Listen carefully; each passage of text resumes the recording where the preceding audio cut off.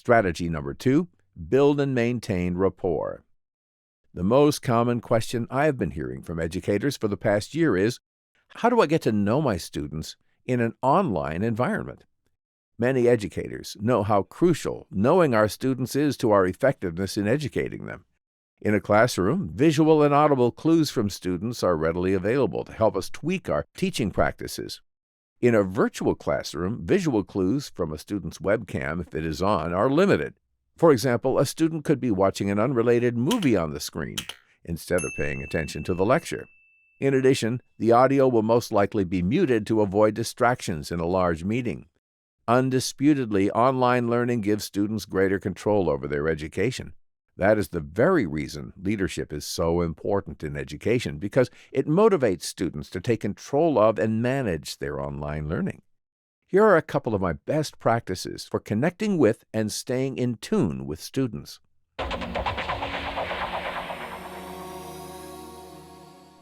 Use personal introduction video. Create a 1-minute video with 3 points about you. 1. Your name, as you would like students to call you. 2. Background information relevant to your qualification to teach the course. 3. Your hobby or interest. Can include family and/or pet. Tips. Do not mention the course. The video should be about you. Use adequate lighting, and while you're being recorded, avoid reading from a script. Look straight at the camera and imagine talking directly to your students. You don't have to be on camera for the duration of the video. You can show relevant pictures or videos with your voiceover as you discuss experience and hobbies. If you're camera shy, use a flattering photo of yourself during the start of the introduction video. Use an external microphone if possible. Microphones on some laptops may not deliver the best audio quality. Try to stick with the time limit. You can get a surprising amount of information into 1 minute. Besides, long videos do not always get watched in their entirety. Ask each student to create their own 1-minute personal introduction video and upload it to the agreed platform. If possible, offer some bonus points as an incentive. You can also ask them to leave 1 positive comment for 3 classmates in order to receive full credit. While it is important to know your students, it is almost equally important for students to get to know each other. This is not only beneficial for class collaboration, it can also give a sense of community. Students taking online classes may feel isolated. Emphasize the importance of students getting to know their classmates. If video is not a viable option, use presentation slides such as Google Slides for the introduction.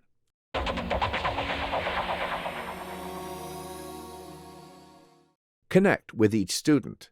Start a phone appointment campaign to meet each student for no longer than 5 minutes. Post your availability in your calendar so students can select a time that fits their schedule. Prior to each phone appointment, review the student's information on the class roster or account. I always select the Show Photo option, if available, to help me put a face to the name.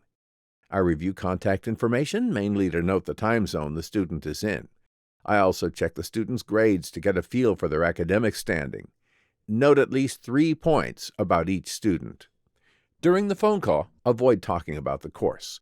The objective is merely to establish the beginning of an informal one-on-one communication channel with the student. Hence, I keep the focus on the student. How are they coming along? How are they settling into the new semester? Do they have any questions? If possible, I mention one of the points I noted about the student. For example, I see you have a Seattle address. How's the weather up there? The objective is to show students that I took the time to know something about them. Try to stick with the allotted time. If you have more to discuss with the student, set up another appointment.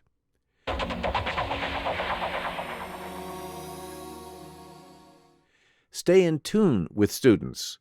Teachers can often detect a change in their students' demeanor.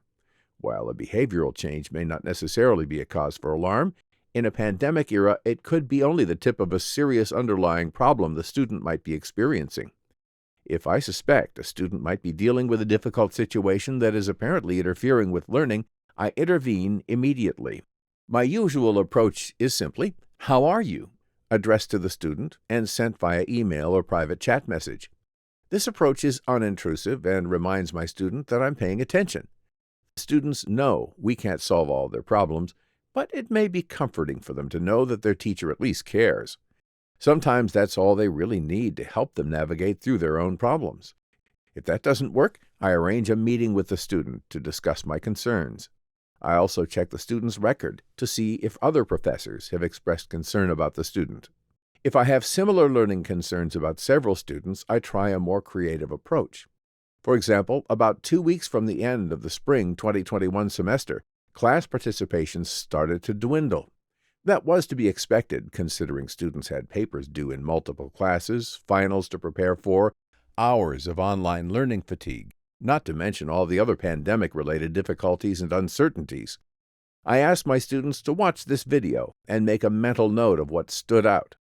After the video, a few students noted the gentleman in yellow who exited the marathon, but most noticed the exhausted runners, especially this man getting assisted. I compared the hitting the wall condition some runners experience after about 18 miles or more to going through a semester of online learning in a pandemic era. I assured them that feeling some fatigue near the end of a semester is normal, and I was there for them if they needed assistance. Moreover, I encouraged them to stay focused on the goal as they continued learning and supporting each other. A renewed burst of motivation was evident for the rest of the semester. Showing empathy for what my students were experiencing seems to have encouraged them because it confirmed that I care.